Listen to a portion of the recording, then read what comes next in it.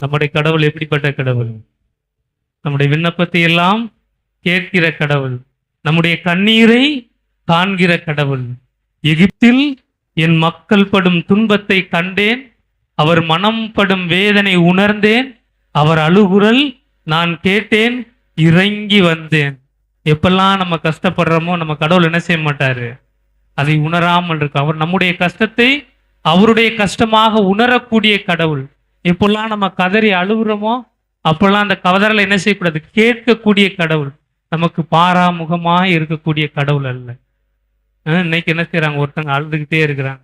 ரொம்ப ரொம்ப இந்த உலகத்திலேயே பிடிச்ச ஒரு நபரை இழந்துட்டாங்க. கூட்டம் கூட்டமா அவரை தேடி வந்த மக்கள் எல்லாம் சிதறடிக்கப்பட்டு அவருடைய மரணத்துக்கு பின்பதாக எத்தன் போல வேறு ஒரு விதமான மனிதன் போல அவரை பார்த்து சிதறடிக்கப்பட்டு எல்லா விதமான மனிதர்களும் ஓடிவிட்டாங்க. இப்ப கல்லறையில் என்ன செஞ்சாச்சு, இந்த மனிதனை அடக்கம் செய்யப்பட்ட பிறகு எனக்கு பிடிச்ச மிகவும் இந்த உலகத்திலே ரொம்ப பிடிச்ச ஒரு மனிதரை நான் இழந்துட்டேனே அப்படின்னு சொல்லி மன துயரத்தோட நம்ம அழுதுகிட்டு இருக்கிறாங்க. அப்ப நமக்கு மிகவும் பிடித்த ஒரு விஷயத்தை இழப்பது என்பது ரொம்ப கஷ்டம். அழுகை வரும். காதலிக்கிறவங்களுக்கெல்லாம் எப்படி இருக்கும், ஒரு நாள் போன் பண்ணலாம் கூட இதேமே வெடிச்ச மாதிரி இருக்கு. அப்படி உண்மையான அன்பை நாம் இழக்கின்ற பொழுது எப்படி இருக்கும், இதயத்தை அப்படி என்ன செய்யுது, கத்தி வச்சு குத்துன மாதிரி வலிக்கும். அப்ப இந்த நேரங்களிலெல்லாம் நம்ம என்ன செய்ய முடியும், அழுகதான் முடியும்.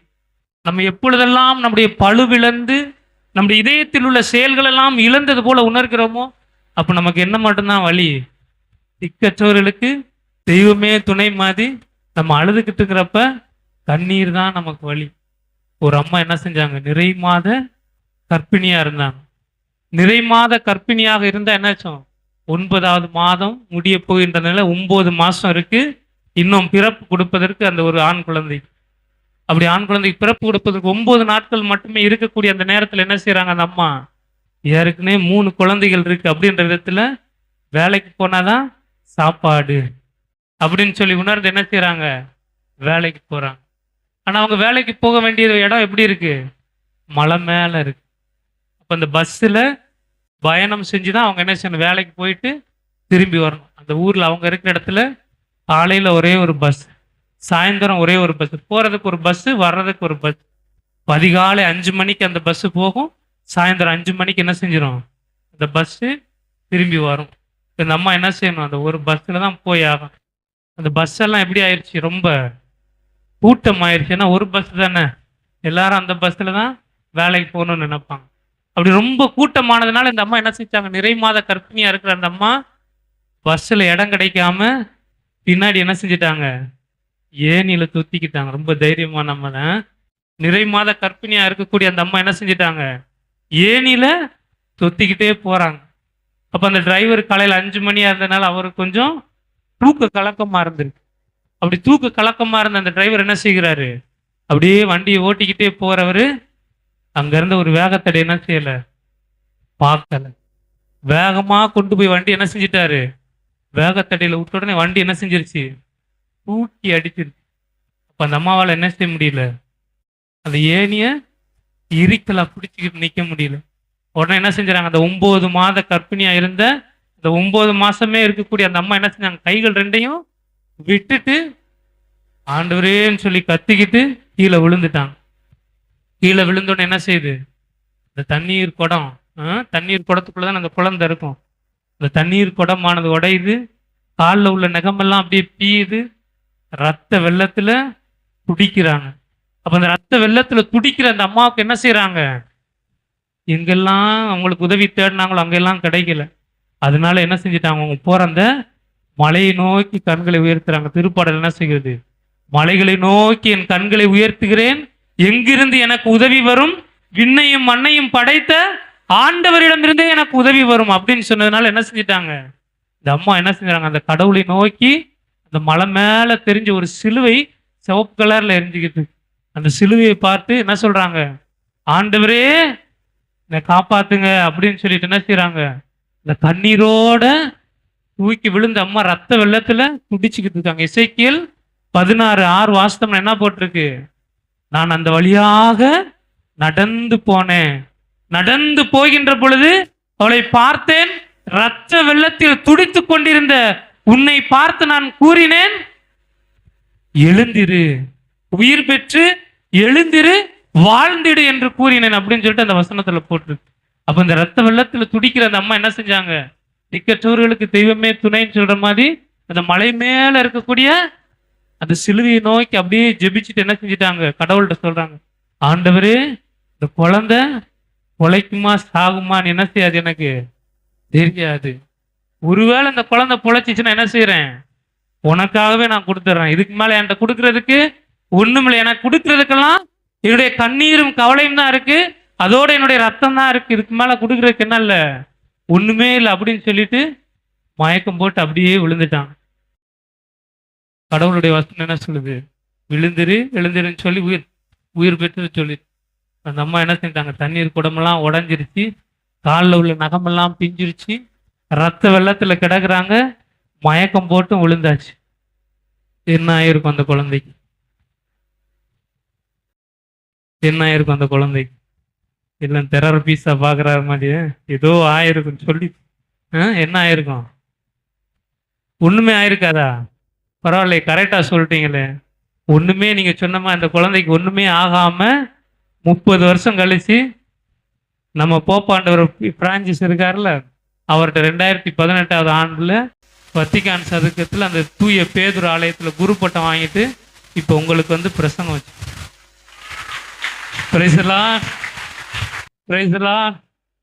கடவுள் மிகப்பெரியவர், கடவுள் மிகப்பெரியவர். நம்ம துன்பம், உயரம், கஷ்டம் அப்படின்னு சொல்லி எல்லாம் அழுகின்ற பொழுது பைபிள்ல உள்ள மைய வசனம் கூறுகிறது, எப்பொழுதெல்லாம் துன்பம் உங்கள் இதயத்தை உடைக்கிறதோ அப்பொழுது மனிதர்கள் மீது நீங்கள் நம்பிக்கை வைக்காதீர்கள், கடவுள் மீது உங்களை நம்பிக்கை வைப்பது. மனிதர்கள் மீது நம்பிக்கை வைப்பதை விட ஆண்டவர் மீது நம்பிக்கை வைப்பது நலம் அப்படின்னு சொல்லி சொல்றாங்க. அப்ப நாம ஆண்டவர் மீது நம்பிக்கை வச்சோம்னா நமக்கு நலம். ஆண்டவர் என்ன செய்வார்? எப்பொழுதெல்லாம் உங்க வாழ்க்கையில உங்களை எல்லாரும் ஒதுக்குறாங்களோ, எப்பெல்லாம் எல்லாரும் உங்களை உடைக்கிறாங்களோ, எப்பெல்லாம் உங்களை எல்லாரும் உதாசீனப்படுத்துறாங்களோ, அப்பெல்லாம் நினைச்சுக்கோங்க, கடவுள் உங்களை ரொம்ப அன்பு செய்கிறார். எங்களை என்ன செஞ்சாங்க? குரு மடத்துல இருக்கும் போதெல்லாம் ரொம்ப உதாசீனப்படுத்தினாங்க. நாங்க போகணும்னு நினைச்ச இடத்துக்கு கூட என்ன செய்யல, எங்களை எடுக்கல. ஒரு சில நேரங்கள் என்ன செய்ய சொன்னாங்க, ரொம்ப ஒரு வக்கரமான புத்தியில போயிட்டு சாதிய பேர்களை எல்லாம் சொல்லி கூட என்ன செஞ்சாங்க, ரொம்ப உதாசீனப்படுத்தி பேசினாங்க. நிறைய நேரம் என்ன செஞ்சிருக்கோம் தெரியுமா? தனிமையா உட்காந்து அழுதுருக்கேன். எங்க அழுதுருக்கேன் தெரியுமா? நற்கருணை ஆண்டவருக்கு முன்னாடி மட்டும் தனிமையில ரொம்ப உட்காந்து அழுதுருக்கு. அந்த ஒதுக்குதல், கட்டுவோன் புறக்கணித்த கல்லை கட்டடத்தின் முன்னைக்கு மரியாதை என்ன செய்யறாங்க? ஆண்டவருடைய பிரசனத்துக்கு கல்லறையில் ஆண்டவருடைய அந்த உடலுக்கு முன்னாடி உட்கார்ந்து அழுகுறாங்க. ரபூனி, நீ எங்க இருக்குங்க? ஏசப்பா நீங்க எங்க இருக்கு? உங்களை எங்க கொண்டு போயிட்டாங்க அப்படின்னு சொல்லிட்டு. நம்ம துன்பம் வரும்போது என்ன செய்யறாங்க? அவங்க அந்த அழுகை வரும்போது கூட என்ன செய்யறாங்க? கடவுளைத்தான் தேடுறாங்க. அந்த கடவுளை தேடுகின்ற பொழுது கடவுளுக்கு அந்த இதயம் எப்படி இருக்கு? அந்த மனிதனுடைய வேண்டுதலை முன்னாடியே தெரிந்து கொண்டு என்ன செய்கிறார்? இயேசு கெஸ்தமனி தோட்டத்துல கஷ்டப்பட்டு அழுகும் போது இயேசு யார் ஆறுதல் கூறினா? ஒரு தூதன். அதே மாதிரி இன்னைக்கு அந்த மரியாள் இந்த கல்லறைக்கு முன்னாடி உட்கார்ந்து அழுதப்ப தலைமாட்டில் இருந்த கால் மாட்டில் இருந்த 2 தூதர்களைத்தான் அவங்க பாக்குறாங்க. கடவுள் நம்ம எல்லாருக்கும் ஒரு தூதரை கொடுத்து நம்ம அழுது இருக்கோம், உடைச்சிக்கிட்டு இருக்கு நம்முடைய இதயம் அப்படின்னா கடவுள் நம்மளை ரொம்ப அன்பு செய்யறாருன்னு அர்த்தம். ப்ளூட்டன்ஷின் அப்படின்ற ஒரு ஆயர் சொல்லுவார், நான் சொன்ன மாதிரி அழுவதை நீங்கள் தேர்ந்தெடுங்கள் அப்படின்னு சொன்ன மாதிரி இவர் சொல்லுவாரு, எப்பொழுதெல்லாம் உங்கள் இதயம் உடைக்கப்படுகிறதோ, எப்பெல்லாம் நீங்கள் சுக்குநூறாக நொறுக்கப்படுகிறீர்களோ, அப்பொழுதெல்லாம் நீங்கள் உங்கள் நினைவில் கொள்ளக்கூடிய ஒரே வார்த்தை, கடவுள் உங்கள் இதயத்திற்குள்ளே வந்து கொண்டிருக்கிறார். எந்த உடைதல் உங்களை உலகம் உடைக்கிறதோ அந்த உடைதலின் வழியாக கடவுள் உங்கள் இதயத்திற்குள்ளாக வந்து கொண்டிருக்கிறார். என்ன செய்ய வேண்டாம்? பயப்பட வேண்டாம். அதனால என்ன செய்யுங்க? அழுவதை தேர்ந்தெடுங்க, கஷ்டத்தை தேர்ந்தெடுங்க, ஆனா கடவுளுக்கு முன்னாடி தேர்ந்தெடுங்க. அப்படி கடவுளுக்கு முன்னாடி தேர்ந்தெடுக்கிறப்ப கடவுள் என்ன செய்வார்? எந்த சூழ்நிலையிலும் நம்மை கைவிட மாட்டார், நம்மளோடு இருப்பார். இன்னைக்கு இன்னும் கடவுள் நம்மளோட இருந்து நம்மளை எப்படி வழி நடத்துவார் அப்படின்றத இந்த ஆராதனையில தொடர்ந்து பார்.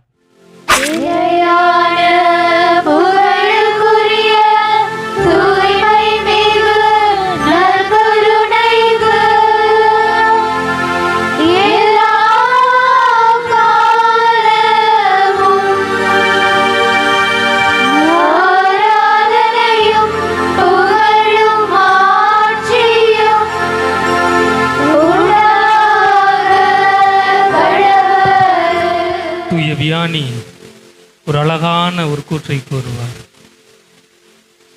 இந்த நற்கருணை ஆண்டவரின் முன்பதாக நான் செலவழிக்கும் நேரம் என் நாளின் பொன்னான நேரம். எத்தனையோ விதமான காரியங்களை இன்று காலை முதல் இப்பொழுது வரை நாம் செய்து வந்திருக்கிறோம். இதோ இந்த உலகத்தை நமக்காக படைத்து நமக்காக நம் முன்னால் வீற்றிருக்கக்கூடிய இந்த நற்கருணை ஆண்டவரிடம் நாம் செலவிடும் அந்த நேரம்தான் இந்த நாளின் பொன்னான நேரம். ஆக இந்த நாளிலே நாம் பார்த்து கொண்டிருக்கிறோம். ஆண்டவரை நோக்கி நான் புலம்பி அழுகிறேன். என் இதயத்தின் அழுகுரல் என்னை மிகவும் கஷ்டப்படுத்தி அழுத்தி துன்புறுத்தி கொண்டிருக்கிறது. எனக்கு என்ன செய்வதென்று தெரியவில்லை. ஆண்டவரை நான் மிகவும் அதிகமாய் அன்பு செய்கிறேன். அந்த அன்பிற்கு ஈடாக எதை நான் இந்த உலகத்தில் கொடுக்க முடியும்? ஆண்டவரே, உம்முடைய இதயத்தின் அன்பிற்கு ஈடாக என்னால் எதையுமே கொடுக்க முடியாது. ஆனால் நீர் உம்முடைய இதயத்திலிருந்து வழிந்தோடி அந்த இரத்தத்தினாலே எங்களை நீர் குணமாக்கினீர். அந்த குணப்படுத்துதலை நாங்கள் உணர்வதற்காக இதோ உம்முடையத்தில் உட்கார்ந்து இருக்கிறோம். ஒரு நாள் நான் பிலாசபி படித்துக் கொண்டிருந்த பொழுது எப்பொழுதுமே என்ன செய்வோம், குருமடத்தில் நாங்கள் இருக்கின்ற நேரத்தில் எல்லாருக்கும் ரொம்ப சந்தோஷமாக இருக்கும். வீட்டிலேருந்து ஃபோன் வந்துச்சுன்னா ரொம்ப சந்தோஷமாக இருக்கும். இப்போ என்ன செய்வோம், வேகமாக போய் ஃபோன் எடுத்துட்டு நம்ம அந்த யாரா பேசுகிற நமக்காக யாரோ ஃபோன் பேசியிருக்காங்களே அப்படின்னு சொல்லி ஆர்வமாக ஓடும். நான் ஆந்திர பிரதேசத்தில் என்னுடைய ஃபிலாசபியை படித்து கொண்டிருந்தேன். அப்போ படிச்சுக்கிட்டு இருக்கும் பொழுது இப்போ ஒரு நாள் ஃபோன் வந்து நான் வேகமாக ஓடி போய் அந்த ஃபோன் எடுத்து யாரா அப்படின்னு சொல்லி கேட்குறதுக்கு ஆர்வமாக போனேன். ஆனால் அந்த ஃபோனில் பேசின ஒரு சகோதரி என்ன செஞ்சாங்க, ஓன்னு கத்தம் போட்டு அழுதாங்க. அழுதுகிட்டே இருக்கிறாங்க, அழுகையை விடவே இல்லை. அவங்களுக்கு என்ன சொல்லணும்னே தெரில. ஆனால் என்ன செய்து கொடுங்க, 5 நிமிஷத்துக்கு மேலே அழுதுகிட்டே இருக்காங்க. எனக்கு யார் என்னன்னே கேட்க முடியல. அந்த சத்தம், அழுகை சத்தம், அவங்க இதயத்திலிருந்து வந்த அழுகையின் குரல் ஏதோ என்ன செஞ்சு அப்படியே ரொம்ப துன்புறுத்தி, யார் இவ்வளவு மனசு நொந்து அழுகுறா அப்படின்னு சொல்லிட்டு என்ன செஞ்சேன், நானும் எதுவுமே கேட்காம சரி அவங்க அழுது முடிக்கட்டும், அவங்களோட இதயத்தில் ஏதோ ரொம்ப ஒரு கஷ்டமான ஒரு காரியம் இருக்குது, அதனால தான் என்ன செய்யறாங்க இவ்வளவு மனம் நொந்து அழுகுறாங்கன்னு சொல்லி அவங்கள முழு நேரம் அழுக விட்ட உடனே அந்த சகோதரி அழுது முடித்த உடனே சொன்னாங்க, சத்யான்னு சொல்லி என்ன செஞ்சாங்க, என்னுடைய பேரை சொல்லி கூப்பிட்டாங்க. அப்போ என்னுடைய பேரை சொல்லி கூப்பிட நான் என்ன நினைக்கிறேன், எனக்கு ரொம்ப தெரிந்த ஒரு நபரால் என்ன செய்ய முடியும், இவ்வளவு உருக்கமாக கூப்பிட முடியும் அப்படின்னு சொல்லிட்டு அவங்ககிட்ட கேட்டேன். அப்போ அவங்க என்ன செய்கிறாங்க, இன்னும் 1/2 மணி நேரம் தான் நேரம் இருக்கு, இன்னும் 1/2 மணி நேரம். சொந்த சகோதரி எனக்கு ஃபோன் பண்ணி, இன்னும் 1/2 மணி நேரம் தாண்டா இருக்கு, என் பிள்ளை சாக போகுது, என் பிள்ளை சாகிறதுக்கு டாக்டருக்கு கொடுத்துருக்கிற நேரம் 1/2 மணி நேரம். எனக்கு ஒரே ஒரு பொம்பளை பிள்ளை தான் இருக்கு, நம்ம குடும்பத்திலே ஒரு பொம்பளை பிள்ளை கிடையாது. ஆனால் அந்த ஒரே ஒரு பொம்பளை பிள்ளை தான் இருக்கு. இந்த ஒரு பொம்பளை பிள்ளை என்ன செய்யணும், எப்படியாவது நான் வளர்த்து நல்லா ஆளாக்கி அப்படின்ட்டு நல்லா கொண்டு வந்துடலான்னு சொல்லி என் இதயத்தின் அன்பெல்லாம் இந்த பிள்ளை தான். இந்த பிள்ளை இல்லைன்னா என்னமும் இல்லை, ஒன்றுமே இல்லை. இந்த பிள்ளைக்கு ஏதாவது ஆயிடுச்சுன்னா நானும் அப்படியே இங்கேயே செத்தே போயிடுவேன் அப்படின்னு சொல்லிட்டு என்ன செய்கிறாங்க, அங்கே போய் டாக்டர் என்னதான் ஆச்சு அப்படின்னு சொல்லி கேட்கும்போது சொல்கிறாங்க, என்னுடைய மகளுக்கு இதயத்தில் வீக்கம், அதனால என்ன சொல்லிட்டாரு டாக்டர், இந்த குழந்தைக்கு நேரம் ஆக ஆக இந்த விதயம் வீங்கிக்கிட்டே வருது, இன்னும் 1/2 மணி நேரத்துக்குள்ள இந்த குழந்தைக்கு எதுனாலும் நடக்கலாம், இந்த குழந்தை என்ன செஞ்சிடலாம், செத்து கூட போயிடலாம், எங்களால் ஒன்றுமே செய்ய முடியாது அப்படின்னு சொல்லிட்டு நான் டாக்டர்கிட்ட காலை பிடிச்சி என்ன செய்கிறேன், நான் கேட்டு அழுகுறேன். ஆண்டவரே, எப்படியாவது இந்த டாக்டர் மனசில் இறங்கி என் மக சாக மாட்டா அப்படின்னு சொல்ல வைங்க. நான் இங்கே என்ன செஞ்சு கொடுக்கிறேன், கஷ்டப்பட்டு அழுது கொண்டு இருக்கிறேன். ஆனால் இந்த டாக்டர் என்ன சொன்ன, 1/2 மணி நேரத்தில் இந்த பிள்ளை செத்து போயிடும், 1/2 மணி நேரத்தில் இந்த பிள்ளை செத்து போயிடும் சொல்லி என்னுடைய இதயத்தையே உடைக்கிறாரு அப்படின்னு சொல்லிட்டு கண்ணீரோடும் கவலையோடும் அந்த சகோதரி அழுகும்போது என்ன செய்கிறாரு டாக்டர், அந்த என்னுடைய அக்காட்ட கழுத்தில் என்ன போட்டிருக்கு இந்த அம்மா, காதில் என்ன போட்டிருக்கு இந்த அம்மா, மூக்கில் ஏதாவது தங்க நகை போட்டிருக்குதா அப்படின்னு சொல்லி என்ன செய்கிறாரு, தங்க நகைகளை உத்து பார்க்குறாரு. ஏதாவது இந்த பிள்ளைக்கு நம்ம ஏதாவது செய்யணும், ட்ரீட்மெண்ட் கொடுக்கணும் அப்படின்னு சொல்லி நம்ம ஆசைப்பட்டோம்னா இவங்களால அந்த மருந்தை வாங்க முடியுமா, இந்த சுகம் கொடுத்து குணப்படுத்துறதுக்கான பணத்தெல்லாம் இவங்களால கெட்ட முடியுமா அப்படின்னு சொல்லி ஆண்டவருடைய என்னுடைய இதயம் உடைந்து உள்ளார நான் நொறுங்கி அழுது கொண்டு இருக்கிற நேரத்தில் இந்த டாக்டர்லாம் எதை பார்க்குறாங்க? என்கிட்ட செயின் இருக்கா, பணம் இருக்கா, பொண்ணு இருக்கா, பொருள் இருக்கிறான்னு சொல்லி பார்க்குறாங்க. அப்போ எசேக்கியா என்ற அரசன் இருந்தான் திருவிழியத்தில். டாக்டர்லாம் என்ன செஞ்சிட்டாங்க? அவனை கை விட்டுட்டாங்க. அப்போ கை விட்டாலும் அவன் என்ன செஞ்சான்? ஆண்டவருக்கு முன்னாடி நீதிமானா இருந்தான். ஆண்டவர் மேலே தான் என்ன செஞ்சிருந்தான்? தன்னுடைய நம்பிக்கையெல்லாம் வச்சிருந்தான். அப்போ இவன் என்ன செய்யறான்? ஆண்டவர்கிட்ட சொல்றான், ஆண்டவரே உன்னுடைய பாதத்திலே உன்னுடைய பார்வையிலே நான் நல்லதே செஞ்சேனே, எல்லாருக்கும் நான் நல்லதே செஞ்சேனே, ஒரு மனிதனுக்கும் நான் தீங்கு நினைக்கலையே. அப்படி ஒரு மனிதனுக்கு கூட தீங்கு இழக்காத நேரத்தில் எதற்கு இந்த நோய் எனக்கு, எதற்கு இந்த சாவு எனக்கு அப்படின்னு சொல்லி என்ன செஞ்சான்? ஆண்டவரிடத்தில் தன்னுடைய விண்ணப்பத்தின் குரலை, அழுகுரலை அவன் என்ன செஞ்சான்?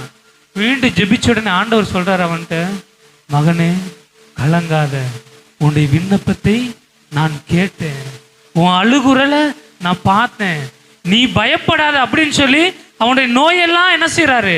கடவுள் குணமாக்கி அவனுக்கு வாழ்வை கொடுக்குறார். அப்ப என்ன சகோதரி என்ன செய்யறான்ட்டு அப்படியே அழுது கஷ்டப்பட்டு ரொம்ப புலம்பிக்கிட்டு இருக்கிற நேரத்தில் எனக்கு ரொம்ப பிடிச்ச புனிதர் மாதாவும் அந்தோனியார். அந்தோனியார் ரெண்டு விஷயத்துக்கு தான் வாழ்க்கையில் முக்கியத்துவம் கொடுப்பார். ஒன்று நற்கருணை, இன்னொன்று இறை வார்த்தை. அப்போ என்னுடைய சகோதரி ரொம்ப ஓங்கி அழுதப்ப நான் என்ன செஞ்சேன்? எனக்கு என்ன செய்யணும்னு சொல்லி தெரியல. இப்போ என்னுடைய அம்மா அடிக்கடி சொல்லுவாங்க, எப்போ உன் மூளை எப்போ உன் மூளை வேலை செய்யலையோ அப்போ உன் முழங்கால நீ மடக்கு, எப்போ உன் மூளை வேலை செய்யலையோ அப்ப நீ உன் முழங்கால கடவுளுக்கு முன்னால நீ மடக்கு. கடவுள் என்ன செய்வார்? உன் மூளை வேலை செய்யாத அந்த நேரத்தில் உன் முழங்காலின் சக்தியால் எல்லா விதமான காரியங்களையும் உனக்கு வகுத்து தருவார் அப்படின்னு சொல்லி நேரத்தில். அப்போ என்னுடைய சகோதரி அழுது கொண்டு இருக்கிற நேரத்தில், குடும்பமே அழுது கொண்டு இருக்கிற நேரத்தில் அந்த போனை என்ன செஞ்சுட்டு, அந்த அழுகையோட வேதனையை, அந்த அழுகையோட சத்தத்தை கேட்க முடியாம கவலைப்படாம கடவுள் ஒன்றும் நம்மளை கைவிட மாட்டான்னு சொல்லிட்டு இந்த போனை அப்படியே வச்சுட்டு என்ன செஞ்சிட்டான்? என்னுடைய படித்து கொண்ட ஆலயத்தில் இருந்த இந்த நற்கருணை ஆலயத்தில் சேப்பல்ல மேலே போய் ஆண்டவருடைய இது மாதிரி நற்கருணை பெட்டியில் ஆண்டவர் எழுந்தேற்றமாக வைத்து கொண்டு அந்த நற்கருணை பேழைக்கு முன்பதாக முன்னாடி என்ன செஞ்சிட்டேன்? ஆண்டவருக்கு முன்னாடி போய் முழங்கால் பணியிட்டு, ஆண்டவரே உம்மால் கூடும், எல்லாம் கூடும், நீர் ஒரு வார்த்தை சொன்னால் போதும், மருத்துவர்களால் முடியாதது, மருத்துவர்கள் மருந்து கொடுத்தாலும் குணமாக்குவது நீரே, உம்முடைய வார்த்தையால் எல்லாம் கூடும், நீர் ஒரு வார்த்தை சொன்னால் போதும் எல்லாம் கூடும். ஆண்டவர் என்னிடத்திலே கொடுப்பதற்கு பொன்னில்லை, பொருள் இல்லை, புகழ் இல்லை, ஆனால் என்னிடத்தில் இருப்பதெல்லாம் என் இதயத்தின் வேதனையும் என் முழங்காலின் வலியும் தான் சொல்லிட்டு என்ன செஞ்சேன்? ஆண்டவருக்கு முன்பதான் என்னுடைய முழங்காலை மடக்கி என்னுடைய மூளையின் சிந்தனைகளெல்லாம் ஒடுத்தி விட்டு ஒரு மனமாய் ஆண்டவருக்கு முன்பதாக, இந்த நற்கருணை ஆண்டவருக்கு முன்பதாக என்னுடைய இதயத்தை திறந்து ஆண்டவருக்கு முன்னாடி என்ன செஞ்சேன்? ஓன்னு என்னுடைய 2 கரங்களை விரித்து விட்டு, உம்மால் கூடும், எல்லாம் கூடும், ஆண்டவரே நீர் ஒரு வார்த்தை சொன்னால் போதும், இந்த குழந்தை குணமடைவாள் என்று சொல்லி என்ன செஞ்சேன்? கண்ணீர் விட்டு ஆண்டவருக்கு முன்னாடி அழுது கொண்டே இருந்தேன். 5 நிமிடம் ஆனது, 10 நிமிடம் ஆனது, 15 நிமிடம் ஆனது, 20 நிமிடம் ஆனது, 25 நிமிடம் ஆனது, அரை மணி நேரம் என்ன செஞ்சு கொண்டேன்? எந்த விதமான பராக்கு சிந்தனைகளுக்கு இடம் கொடுக்காமல் ஆண்டவருக்கு முன்பதாக முழங்கால் பணியிட்டு, ஆண்டவரே உம்மால் கூடும், நீர் ஒரு வார்த்தை சொன்னால் போதும், இந்த குழந்தை குணமடைவாள் என்பதை நான் நம்புகிறேன் என்று சொல்லி என்ன செஞ்சேன்? என்னுடைய இதயத்தில் ரொம்ப நான் கஷ்டத்தில் இருக்கும் பொழுது நான் பாடக்கூடிய இந்த பாட்டு, விண்ணப்பத்தை கேட்பவரே, என் கண்ணீரை காண்பவரே, சுகம் தருபவரே, ஸ்தோத்திரம் ஆண்டவரே, ஆண்டவரை ஸ்துதிக்க ஸ்துதிக்க ஸ்துதிக்க உடைய பிரசன்னம் எங்கள் மத்தியிலே வருகிறது, துதிகளாலே நோய்கள் எல்லாம் உடைகிறது, கட்டுகள் எல்லாம் நொறுங்குகிறது. பாதர் எப்படியே சொல்லுவார், எப்பெல்லாம் இந்த உலகத்தின் அதிகாரம், எப்பொழுதெல்லாம் சாத்தானின் சூழ்ச்சிகள், எப்பொழுதெல்லாம் சாத்தானின் கட்டுகள் உங்களுக்கு எதிராக எழுந்து நிற்கின்றதோ அப்பொழுது நீங்கள் எங்கும் செல்லாதீர்கள். இந்த உலகத்தின் அதிகாரம் உங்களுக்கு முன்பாக எழுந்து நிற்கின்ற பொழுது நீ ஆண்டவருக்கு முன்பதாக சென்று உன் முழங்காலை மடக்கு. இந்த உலகத்தின் சர்வ அதிகாரியாகிய ஆண்டவருக்கு முன்பதாக உன்னுடைய முழங்காலை மடக்கு. இந்த உலகத்தின் அதிகாரங்களை எல்லாம் ஆண்டவர் முன்னாலே உன் முன்னாலே முழங்கால் போட செய்வார் அப்படின்னு சொல்லிட்டு அந்தோனியார் இது மாதிரி தான் தன்னிடத்தில் சவால் போட்டவங்களுக்கு முன்னாடி ஜெபித்ததுனால கழுத முழங்கால் போட்டு ஆண்டவருடைய பிரசன்னத்திற்கு முன்னால் நம்ம முழங்கால் போட்டு ஆண்டவருடைய பிரசன்னத்திலே நம்ம நம்பி ஆண்டவர் என்னும் இந்த அதிகாரியாகி ஆண்டவரிடத்தில் என்னுடைய நம்பிக்கை வைத்தோம் என்று என்ன செய்வார்? நம்முடைய கண்களின் கண்ணீரை எல்லாம் துடைப்பார். எல்லாரும் என்ன செய்யப்போம்? முழங்கால் போட்டு என் விண்ணப்பத்தை கேட்பவரே, என் கண்ணீரை காண்பவர் என்று சொல்லி நம்முடைய கரங்கள் இரண்டையும் விரித்து ஆண்டவருக்கு முன்பதாக முழந்தால் பணியிட்டு நம்முடைய உடலில் இருக்கிற நோய்கள், குறைகள், குற்றங்கள் எல்லாவற்றையும் ஆண்டவரிடத்தில் ஒப்புக் கொடுப்போம். ஆண்டவரை, உம்மால் கூடும், எல்லாம் கூடும், நீர் ஒரு வார்த்தை சொன்னால் போதும், எல்லாம் குணமுடியும். ஆண்டவர் சொன்ன அந்த நேரத்தில் திருவிழத்தில் போட்டிருக்கு, அவர் எந்த நேரத்தில் சொன்னாரோ உன் ஊழியம் நடமலைவான், உன் வீட்டிற்கு போய் என்று, அதே நேரத்தில் அவர் மணியை செக் பண்ணி பார்த்தாங்கன்னா கடவுள் சொன்ன அந்த நேரத்தில் ஊழியன் குணமடைந்திருந்தாங்க. இப்போ நம்ம என்ன செய்ய போறோம்? கரங்கள் இரண்டையும் விரித்து நம்முடைய கண்ணீரை ஆண்டவரை நோக்கி, விண்ணப்பத்தை கேட்பவரே, என் கண்ணீரை காண்பவரே அப்படின்னு சொல்லிட்டு, எப்போ என்னால் எதுவுமே முடியாதுன்னு நினைக்கிறோமோ, எப்போ என்னுடைய நேரமெல்லாம் முடிஞ்சிருச்சு நினைக்குமோ, அப்போதான் ஆண்டவரின் நேரமும் ஆரம்பமாக போகுது. அந்த ஆண்டவர்கிட்ட கேட்போம், விண்ணப்பத்தை கேட்பவரே, என் கண்ணீரை காண்பவரே என்று பாடல் குழுவினரோடு நாமும் நம்முடைய இதயத்தில் உள்ள ஏக்கங்களை, எண்ணங்கள் எல்லாம் எடுத்து ஜெபிப்போம். விண்ணப்பத்தை கேட்பவரே, என் கண்ணீரை காண்பவரே, சுகம் தருபவரே, ஸ்தோத்திரம் இயேசையா. விண்ணப்பத்தை கேட்பவரே, என் கண்ணீரை காண்பவரே, சுகம் தருபவரே, ஸ்தோத்திரம் இயேசையா. ஆண்டவரே, எங்களுடைய கண்ணீரை எல்லாம் இடத்துல ஒப்பு கொடுத்து ஜெபிக்கிறோம். ஆண்டவரே, உங்களிடத்தில் கொடுப்பதற்கு ஒன்றுமில்லை இயேசுவே. என் இதயத்தின் பாரத்தை எல்லாம் கண்ணீராய் உன் முன்னால் நான் வடிக்கிறேன். அன்னாள் முழங்கால் பணியிட்டாள், இதோ அழுது ஜெபித்தாள். அன்னாளை போல இதோ முழங்கால் பணியிட்டு உன் பாதத்திலே ஒப்பு கொடுக்கிறேன். என் கண்ணீரை நீர் கண்டீர், என் கவலைகளை எல்லாம் நீர் தொட்டீர், என்னை நீர் குணமாக்கினீர். என் சகோதரியின் மகளுக்காக நான் ஜெபித்தேன். ஆண்டவரின் பாதத்திலே நான் முழங்கால் பணியிட்டு ஜெபித்தேன். அரை மணி நேரம் கழிந்தது.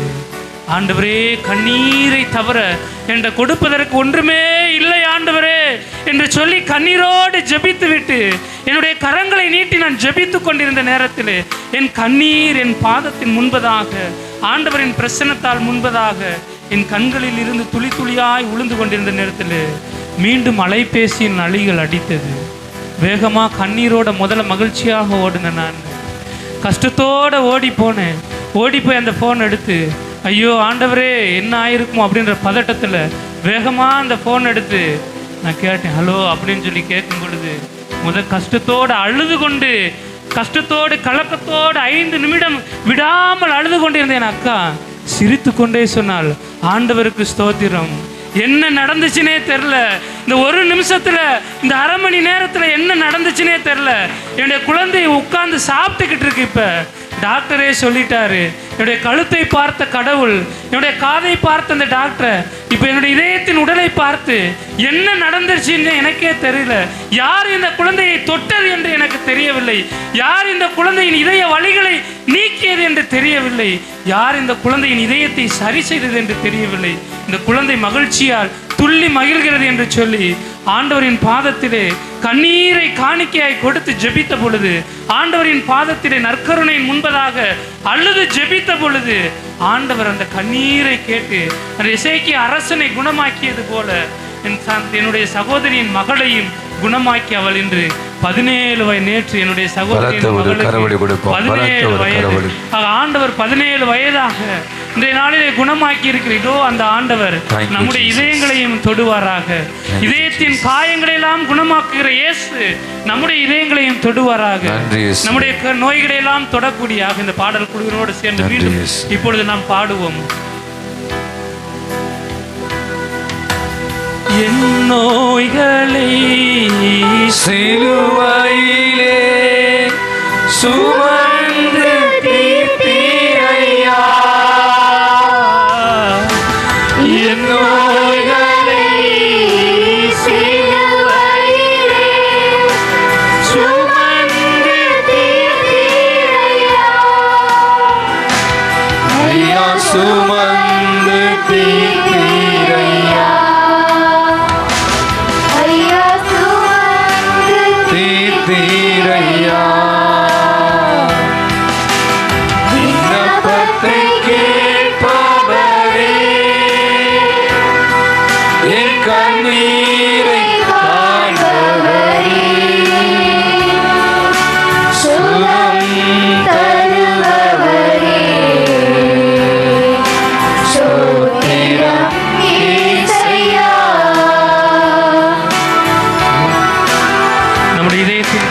ஆற்றுகிற இயேசு இதோ நீண்ட நாளமாக தன்னுடைய இதயத்தின் பாரத்தினாலே, இதய வலினாலே, உடலின் நோய்களினாலே துன்பற்று கொண்டிருக்கிற சகோதர சகோதரிகள், இதோ இந்த நற்கருணை ஆண்டவரை நோக்கி, ஆண்டவரே என் நோயை குணமாக்குபவர் யாரும் இல்லையா? நீண்ட நாட்களாக நான் மருந்து எடுத்துக் கொண்டிருக்கிறேனே, நான் எடுக்கின்ற மருந்துகள் எல்லாம் எதுவும் வேலை செய்யவில்லையே, என்ன செய்வது ஆண்டவரே? நான் என்ன செய்வது என்று எனக்கு தெரியவில்லை. என் உடலின் பாகங்களை எல்லாம் தொடுகிறவர் நீர்தான். மருத்துவர்கள் எல்லாம் கைவிட்டாலும், இந்த உலகம் என்னை கைவிட்டாலும், மோயிசன் அழுதான் தன் இதயத்திலே. பாரமுற்ற அந்த மோயிசன், மக்கள் தன்னை கல்லெடுத்து எறிவார்கள் என்று தாகத்தினாலே துன்பப்பட்டு கொண்டிருந்த தன்னுடைய மக்கள் தன்னை கல்லெடுத்து எறிவார்களோ என்ற கலக்கத்தோடு கஷ்டத்தோடு அழுத அவனுக்காக ஆண்டவர் அங்கே இனிப்பின் மரத்தை அது ஆயத்தமாய் பண்ணி, அந்த இனிப்பின் மரத்தின் கனிகளை உண்டு அந்த மக்கள் தண்ணீரை குடிக்கின்ற பொழுது அந்த தண்ணீரானது அவர்களுக்கு தித்திப்பை தரக்கூடிய தண்ணீராய் மாறும் என்று சொல்லி கசப்பான அனுபவமாக அந்த மாறே மலையிலே, அவர்கள் கஷ்டப்படுகின்ற கசப்பான அந்த மலையிலே அந்த நெல்லிக்கனிகளை உண்டது போல தித்திப்பான காய்களை உண்டுவிட்டு தண்ணீரை குடிப்பதற்கு என் மக்கள் வருவார்கள் என்று அவர்களுக்காக, துன்பத்தில் இருந்த மக்களுக்காக பல்வேறு ஆண்டுகளுக்கு முன்பதாகவே ஆண்டவர் அங்கே ஒரு மரத்தை நட்டு வைத்திருந்தார். ஆக இன்றைய நாளிலும் நான் துன்பப்பட்டு கொண்டிருக்கிறேன், துயரப்பட்டு கொண்டிருக்கிறேன். 6 ஆண்டுகளாக, 7 ஆண்டுகளாக, 8 ஆண்டுகளாக நான் துயரப்பட்டு கொண்டிருக்கிறேன். ஆண்டவரே, என்னுடைய இதயம் கசப்பாக மாறிவிட்டது, என்னுடைய இதயம் துன்பமாக மாறிவிட்டது என்று நீங்கள் ஜெபித்து கொண்டிருந்தால் இதயத்தை சொல்கிறார். மாறே என்றும் அந்த மலையிலே மோயிசனுக்காக நான் ஏற்பாடு செய்யப்பட்டிருந்த அந்த தித்திப்பின் கனியை இன்று உனக்கு நான் தருவேன். இன்று நீ குணம் பெறுவாய், நீ நலம் பெறுவாய். இன்று நீ நலம் பெற்று இன்று வீடு நீ திரும்பி செல்கின்ற பொழுது என்னை தொட்டது யார் என்று, இந்த நேரத்தில் என்னை தொட்டது யார் என்று எனக்கு தெரியாமல் அதிசயத்தை நீ உணர்ந்தவராய், அற்புதத்தை நீ உணர்ந்தவராய் நீ செல்வாய். எனவே அன்பு மகனே, அன்பு மகளே, இதோ நம் ஆண்டவராய் இயேசு கிறிஸ்துவின் பாதங்களிலே உடைய பாதத்தை ஒப்புக் கொடுத்து ஜெபி. என்னுடைய நோய்களை எல்லாம் குணமாக்குகிற இயேசு என்னை தொடுகிறார். இதோ என்னுடைய கண்களை இயேசு தொடுகிறார், என்னுடைய இதயத்தை இயேசு தொடுகிறார், என்னுடைய கரங்களை இயேசு தொடுகிறார், என் உடலை இயேசு தொடுகிறார், என் குடலை இயேசு தொடுகிறார், என் உள் உறுப்புகளை எல்லாம் இயேசு தொடுகிறார், என் கால்களை இயேசு தொடுகிறார். எதெல்லாம் செயலிழந்து இருக்கிறதோ அவற்றையெல்லாம் குணமாக்க இதோ இயேசுவே என்னோடு இறங்கி வருகிறார் என்று 98 ஆண்டுகளாக அழுது கொண்டிருந்த அந்த சாராவுக்கும் ஆபிரகாமுக்கும் ஆண்டவர் வாக்களித்தது போல இதோ உனக்காகவும் எனக்காகவும் ஆண்டவர் ஒரு நீதியை வாக்களித்து, ஒரு விடுதலையை வாக்களித்து, உண்மையை வாக்களிப்பதற்காக, ஆண்டவரின் சுகத்தை வாக்களிப்பதற்காக இதோ காத்திருக்கிறார். இதோ ஆண்டவரின் முன்னாலே முழங்கால் படி இருக்கின்ற நேரத்திலே, இந்த உலகத்தின் அதிகாரியாய் ஆண்டவரின் முன்னால் நான் முழங்கால் படுகின்ற பொழுது, இயேசுவே நீர் என்னை குணமாக்குகிறீர் என்று நான் நம்புகிறேன். இயேசுவே உன்னுடைய காயத்திலிருந்து வழிந்தோடுகின்ற ரத்தம் என்னை குணமாக்குகிறது என்று நான் நம்புகிறேன் என்று இயேசுவிடத்திலே உருக்கமாக ஜெபிப்போம். ஒரு நாள் அவ்வாறாக ஜெபித்து கொண்டிருந்த பொழுது ஒரு சகோதரியினிடத்தில் வந்தால், நான் ஆண்டவராக இயேசு கிறிஸ்துவின் நற்கருணைக்கு முன்பதாக முழங்கால் பணியிட்டு ஜெபித்து கொண்டிருந்த பொழுது ஒரு சகோதரி என் பின்னாலே வந்து என் தோள் மீது கரத்தை வைத்தாள். தோள் மீது கரத்தை வைத்து, பிரதர் உங்கள்கிட்ட நான் ஒரு விஷயம் கேட்கணும், நான் ரொம்ப கஷ்டமாக இருக்கிறேன், என்னுடைய உடலின் வேதனை என்னால் தாங்கவே முடியல, எனக்கு அம்மா இல்லை, எனக்கு அப்பா இல்லை, என்னுடைய நம்பிக்கையெல்லாம் நான் இழந்து விட்டேன் அப்படின்னு சொல்லி அவங்களோட வயிறை காமிக்கிறேன். என் வயிறை பாருங்கள், என் வயிறு மொக்கையாக ஊதிக்கிட்டே போகுது பிரதர், எனக்கு என்ன செய்யணும்னே தெரியல, என் வயிறெல்லாம் கட்டி, என்னுடைய கற்ப பயிரை கட்டி, எனக்கு கல்யாணமே ஆகலை, இருந்தாலும் என்னுடைய கற்ப பயிரை கட்டி வந்திருக்கிறதுனால என்னால் என்ன செய்ய முடியல, ஒன்றுமே செய்ய முடியல, என்னால் நடக்கக்கூட முடியல, இந்த வேதனை என்னால் தாங்க முடியல அப்படின்னு சொல்லி அந்த ஃபாதருக்கு அந்த இடத்துல சமைச்சிக்கிட்டு இருந்த அந்த சமயக்காரம்மா என்ன செஞ்சாங்க, அனாதையாக இருந்த அவங்க எல்லாரும் கைவிடப்பட்ட நிலையில் வயிறு மொக்கையாக வீங்கி போய் கர்ப்பிணி பெண் போல் அவங்க வயிறு வீங்கி இருந்த நேரத்தில் ஆண்டவருக்கு முன்பதாக முழங்கால் பட்ட ஜிபித்து கொண்டிருந்த நேரத்தில் என்னை தோள்களின் மீது கரத்தை வைத்து என்கிட்ட கேட்டாங்க, பிரதர் எனக்கு என்ன செய்யறதுனே தெரியல அப்படின்னு சொல்லி நான் அவங்கள்ட்ட சொன்னேன், எதுவுமே நீங்கள் கவலைப்படாதீங்க, எதுவுமே நீங்கள் கவலைப்படாதீங்க, இயேசுவை ஒருவன் ஊடுருவ குத்தினான், ஊடுருவ குத்தி அவனுடைய குணமளிப்பதற்காக இயேசுவின் இடையிலிருந்து ஓடி அந்த கல்வாரி திருரத்தம் அவனுடைய கண்களிலே பட்டவுடன் அவன் சுகமானான். இந்த உலகத்திலே கைவிடப்பட்ட நிலை, கலக்கமான நிலை அப்படின்னு சொல்லி இருக்கிற எல்லாருக்குமே இறுதி நம்பிக்கை அப்படிங்கிறது இயேசுவின் ரத்தம் மட்டும்தான். அந்த இயேசுவின் ரத்தத்தினாலும் இயேசுவின் உடலினாலும் நம்ம எல்லாவரையும் நம்முடைய எல்லா விதமான நோய்களிலிருந்தும் நம்மை குணமாக்க முடியும். அதனால நீங்கள் என்ன செய்யுங்க அப்படின்னு சொன்னால், உங்களுக்கு டாக்டர் என்ன சொல்லியிருக்காங்க அப்படின்னு சொல்லி கேட்ட உடனே அவங்க சொன்னாங்க, எனக்கு என்ன செஞ்சுருக்காங்க, மருந்து கொடுத்துருக்காங்க. இந்த மருந்து நான் ஒவ்வொரு நாளும் சாப்பிட்டுக்கிட்டு இருக்கேன். ஆல்ரெடி 1 மாதமாக நான் மருந்து எடுத்துக்கிட்டு இருக்கேன். ஆனால் என்ன செய்யலை, என்னுடைய கட்டியானது கரையவே இல்லை, குறையவே இல்லை அப்படின்னு சொல்லி சொன்னேன். நான் என்ன செஞ்சேன், எனக்கு உங்களுக்கு என்ன செய்யணும்னு சொல்ல, என்கிட்ட இருக்கிற ஒரே மருந்து முழங்கால் மெடிசின் தான். நீங்கள் முழங்கால் போட்டாங்கன்னா என்ன செய்யும், உடைய கட்டியெல்லாம் கரையும், உங்களுடைய நோயெல்லாம் குறையும். ஆண்டவர் உங்களை எல்லா விதமான காரியங்களிலும் விடுதலை தருவார் அப்படின்றத நான் நம்புகிறேன். அதனால் நீங்கள் என்ன செய்யுங்க, உங்களுக்கு கடவுள் கொடுத்த அந்த மாத்திரை ஒவ்வொரு நாளும் இந்த ஆலயத்தில் நீங்கள் இந்த குருவானவருக்காக சமைப்பதற்காக இருக்கிறதுனால உங்களால் தொடர்ந்து ஜெபிக்க முடியாது. அதனால் நீங்கள் என்ன செய்யுங்க, ஒவ்வொரு நாளும் நீங்கள் இந்த மாத்திரை எடுக்கிறதுக்கு முன்னாடி இயேசுவின் இடையிலிருந்து ஓடுகின்ற இந்த கல்வாரி திரு ரத்தம் என் கட்டியை கரைக்கக்கூடிய ஆற்றல் உள்ளது என நான் நம்புகிறேன் அப்படின்னு சொல்லிட்டு என்ன செய்யுங்க, சொல்லிட்டு இந்த கட்டிக்காக என்ன செய்யுங்க, அனுதினமும் ஜெபித்து இந்த மாத்திரையை நீங்கள் உண்ணுங்க அப்படின்னு சொல்லிட்டு அவங்களுக்காக நான் ஜெபித்தேன். அதுக்காக அந்த சகோதரிக்காக நான் என்ன செஞ்சேன், அனுதினமும் முழங்கால் பறித்து இயேசுவின் இடையிலிருந்து வருகின்ற கல்வாரி திரு ரத்தம் இந்த சகோதரியின் வயிற்றிலுள்ள கட்டியெல்லாம் குறைக்கக்கூடிய ஆற்றல் உள்ளது என்பதை நான் நம்புகிறேன் என்று சொல்லி அவங்களுக்காக என்ன செஞ்சேன், அனுதினமும் ஜெபித்து கொண்டே இருந்தேன். ஆக 1 மாதம் எங்களுக்கு லீவ் விட்டு மீண்டும் அந்த சகோதரியை பார்ப்பதற்காக நாங்கள் அங்கே போனப்போ அவங்க என்ன செஞ்சாங்க, டெய்லி ஜெபிச்சாங்க, டெய்லி அந்த மாத்திரை எடுத்தாங்க, டெய்லி ஆண்டவருக்கு முன்னாடி என்ன செஞ்சாங்க, முழங்கால் போட்டு ஜெபிச்சுக்கிட்டே இருந்தாங்க. ஆனால் நான் பார்த்தேன், அவங்களுக்கு முன்னாடி எங்கே தான் இருந்துச்சு, வயிற்றில் தான் கட்டி இருந்துச்சு. வயிறு எப்படி இருந்துச்சு, வீங்கி இருந்துச்சு.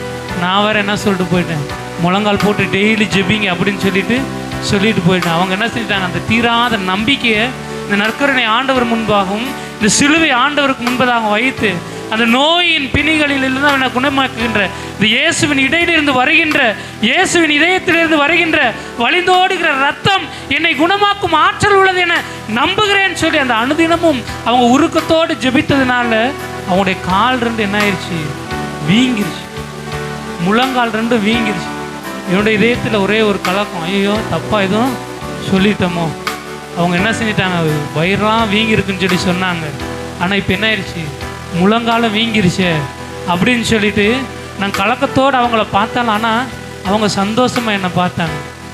அப்போ அவங்ககிட்ட என்ன சொன்னாங்க, என் முட்டி வீங்கிருச்சு ஆனால் என் கட்டி நீங்கிருச்சு, என் முட்டி வீங்கிருச்சு ஆனால் என் கட்டி நீங்கிருச்சு அப்படின்னு சொல்லி என்ன செஞ்சாங்க, முழங்கால் போட்டு ஆண்டவரின் முன்பாக ஜெபிக்கின்ற பொழுது, நம் முழங்காலின் சக்தியை ஆண்டவர் முன்னால் ஜெபிக்கின்ற பொழுது, நம் முழங்காலை நற்கருணை ஆண்டவருக்கு முன்பதாக மடக்குகின்ற பொழுது நம் முழங்கால் வீங்கினால என்ன செய்யும், இதயத்தின் வீக்கமெல்லாம் நீங்கும், வயிற்றின் கட்டியெல்லாம் உடையும், எல்லா விதமான நோய்களையும் இயேசு குணமாக்குவார். ஆக என்ன செய்யலாம், நீங்கள் உடைய இதயத்தில் இருக்கக்கூடிய பாரத்தை எல்லாம், உடைய இதயத்தில் இருக்கக்கூடிய கலக்கத்தை எல்லாம் இயேசுவின் முன்பாக வைத்து, இதோ நம் ஆண்டவராகிய இயேசு கிறிஸ்து இறுதியாக நமக்கு விட்டு சென்ற ஒரே அதிசயம் அவருடைய இதயத்திலிருந்து வரக்கூடிய ரத்தம்.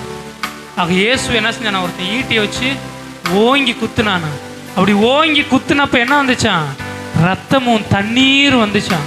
அந்த ரத்தமும் தண்ணீரும் என்பது எப்போ வருமா, ஒரு மனிதனுக்கு உடம்புல இருந்து சாவதற்கு முன்பதாக ஒருத்தனை குத்துனா என்ன, ரத்தம் உறைஞ்சிரும். ஆனால் இயேசுக்கு சாவதற்கு முன்பதாக அந்த இதயத்திலிருந்து ரத்தம் வந்துச்சு. ஏன்னா அந்த ரத்தம் இதயத்தில் தான் உறையாமல் கொஞ்சம் போல இருந்துச்சு, அந்த ரத்தம் வந்துச்சு. அந்த இதயத்தை சுற்றியுள்ள அந்த தண்ணீர் படலத்திலிருந்து வந்த அந்த ரத்தமும் அந்த தண்ணீரும் கலந்து வந்துச்சு. ஆனால் ஒரு மனிதனுக்கு உண்மையிலே எப்போ அவனுக்கு ரத்தமும் தண்ணீர் உடலிலிருந்து வரும் என்றால், ஒரு மனிதனுக்கு ஒரு தாய் பிறப்பு கொடுக்கின்ற பொழுது எப்பொழுது அந்த தண்ணீர் குடம் உடைகிறதோ, நான் சொன்னேன்ல இன்னைக்கு, அது மாதிரி எப்போ அந்த தண்ணீர் குடம் உடைகிறதோ அப்போ தான் என்ன வருமா, அந்த ரத்தமும் தண்ணீரும் இணைந்து வருமா.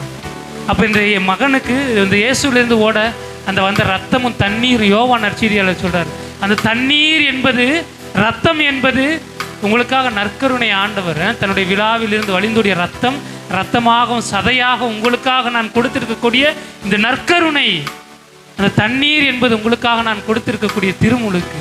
ஆக அந்த ரத்தமும் தண்ணீரும் வருகின்றதால் உங்களுக்கு குணமாக்கக்கூடிய அருமருந்து, அதனால தான் நம்ம என்ன செய்கிறோம், நற்கருணை கொண்டாட்டத்திலே தொடர்ந்து இயேசுக்காக நம்முடைய இயேசுவின் முன்னாலே ஜெபிக்கிறோம். அன்னைக்கு என்ன செய்ய போகிறோம் அப்படின்னு சொன்னால், நம்ம எல்லாரும் இப்போ ஒரு நிமிடம் இயேசுவுக்கு முன்பதாக நம்முடைய முழங்காலை முடக்கி நம்முடைய கரங்களை விரித்து இந்த நற்கருணை ஆண்டவரை உற்று பார்த்து, இதோ ஆண்டவரே நீர் இறங்கி வாரும், என்னுடைய உள்ளத்தில் என்னுடைய இல்லத்திலும் எத்தனையோ கஷ்டங்கள். மரியாள்கிட்ட ஆண்டவர் சொன்னார், அழுகாத. உங்கள் பேரை நினச்சிக்கோங்க, ஒவ்வொரு பேரையும் நினச்சிக்கோங்க. உங்களுடைய பேரை சொல்லி ஆண்டவர் சொல்கிறார், மகனே சத்யா நீ அழுகாத, உன் கண்ணீரை எல்லாம் நான் துடைத்து விட்டேன், உன்னுடைய அக்களிப்பாய் நான் மாற்றி விட்டேன், உன்னுடைய கண்ணீரை எல்லாம் கவலையெல்லாம் நான் அக்களிப்பாய் மாற்றப் போகிறேன். நீ கஷ்டத்தோட பாரத்தோட வந்திருக்கலாம், ஆனால் உன்னுடைய முழங்காலை முடக்கி உன்னுடைய கரங்களை விரித்து, இருகரம் விரித்தவராய் இதயத்தை திறந்தவராய் இதோ நம் ஆண்டவராய் இயேசு கிறிஸ்து நம் முன்னாலே இருக்கின்ற இந்த நேரத்திலே நமக்காக அவர் பரிந்து பேசிக் கொண்டிருக்கிறார்.